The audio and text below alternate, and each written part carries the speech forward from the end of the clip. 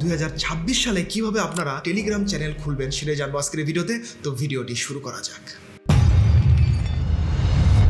ওকে, আজকের ভিডিওতে আমরা দেখবো যে কিভাবে আপনি টেলিগ্রাম চ্যানেল খুলবেন খুব সহজে। মোবাইল দিয়ে আপনারা এই কাজটি করতে পারবেন।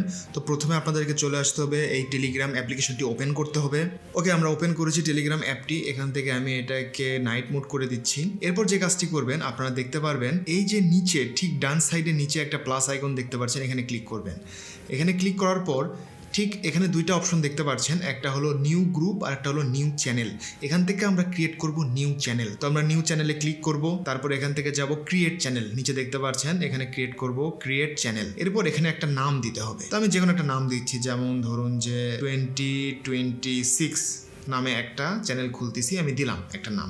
এখানে ডেসক্রিপশন দিলাম, ডেসক্রিপশন আপনারা তারপর লোগো দিবেন বা আপনাদের কোনো ছবি দিবেন, তারপরে নামটা লিখে এখান থেকে ওকে করে দিবেন। উপরে দেখতে পাচ্ছেন রাইট সাইডে এখানে টিক মার্কে আমি ক্লিক করে দিচ্ছি। এরপর এখানে দুইটা অপশন দেখতে পারবেন, একটা হলো পাবলিক চ্যানেল আর একটা হলো প্রাইভেট চ্যানেল। এখন পাবলিক চ্যানেল কি আর প্রাইভেট চ্যানেল কি একটু বুঝে নেন।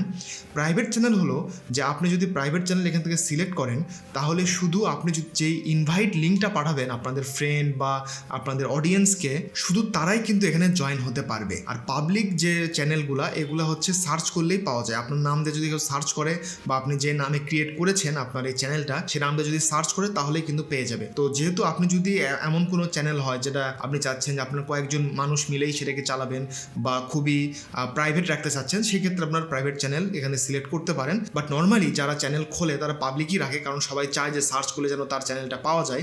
তো আমি এখান থেকে পাবলিক রাখছি। এরপর নিচে দেখতে পারবেন একটা লিঙ্ক দেওয়া আছে, পাবলিক লিঙ্ক।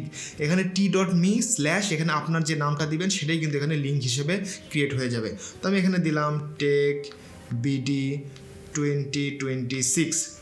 দেখুন এটা অলরেডি কিন্তু টেকেন, মানে অলরেডি এটা এক চ্যানেল ক্রিয়েট হয়ে গিয়েছে এই লিঙ্ক দিয়ে।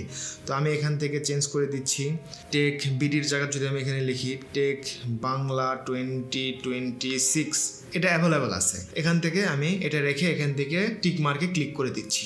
এই যে দেখতে পাচ্ছেন যে আমার কিন্তু এখানে ওপরে দেখাচ্ছে টেক বিডি 2026 চ্যানেল ক্রিয়েট হয়ে গিয়েছে। এখানে যদি আমি ক্লিক করি, এখানে দেখতে পাচ্ছেন একটা সাবস্ক্রাইবার আছে, এখানে দেখাচ্ছে 1 সাবস্ক্রাইবার। এখানে পুরো ডিটেলস দেখতে পারবেন, আমি যা যা লিখলাম সেটা এখানে পেয়ে যাবেন।